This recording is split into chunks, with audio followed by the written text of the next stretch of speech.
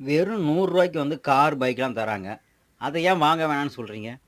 அப்போ உங்களுக்கு போறாமையா? நாங்க கார் எடுத்துருவோம், பைக் எடுத்துருவோம் அப்படின்னு சொல்லி தான் நெறைய பேர் நெனைக்கிறீங்க. ரூ. 100 இன்னைக்கு வந்து பெட்ரோல், டீசல் விலை வந்து ரூ. 100க்கு மேல. அப்படிங்கும்போது வெறும் ரூ. 100க்கு காரு, பைக்கு தராங்க அப்படின்னா, உங்களுக்கு வந்து மாசத்துக்கு பெட்ரோல் போடுறதுக்கு என்ன காசு? டீசல் போடுறதுக்கு என்ன காசு? அப்புறம் வண்டி சர்வீஸ் பண்றதுக்கு என்ன காசு? அது இல்லாம வந்து பார்த்தீங்கன்னா, நீங்க வந்துட்டு அந்த இஎம்ஐ கட்டுறதுக்கு எவ்வளோ காசு? இதெல்லாம் உங்களுக்கு கரெக்ட்டா இருக்குமா? நீங்க வந்து இப்ப தான் கொஞ்சம் அப்கமிங் வந்துகிட்டு இருப்பீங்க. அப்படி வந்துகிட்டு இருக்கும்போது, ரூ. 100க்கு வண்டி தராங்கன்னு சொல்லிட்டு போய் உங்களோட பொருளாதாரம், உழைப்பு எல்லாமே அந்த இஎம்ஐக்கு போட்டீங்கன்னா, அடுத்த லெவலுக்கு நீங்க எப்படி போவீங்க?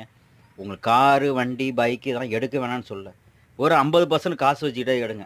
ரூ. 100க்கு தராங்கன்னு போய் எடுக்காதீங்க. அப்படி எடுத்தீங்கன்னா, இஎம்ஐ கட்டியே நீங்க ஓஞ்சு போயிருவீங்க. அந்த வண்டிய போய் அங்க எங்கேயோ கார் ஷெட்ல நிக்கிறத உங்க கார் ஷெட்ல போட்டு நீங்க டீசல் போட கூட முடியாம இஎம்ஐ கட்டிக்கிட்டு ரொம்ப கஷ்டப்படுவீங்க. முடிஞ்ச அளவுக்கு முக்காவாசி காசு கட்டி வண்டி எடுங்க.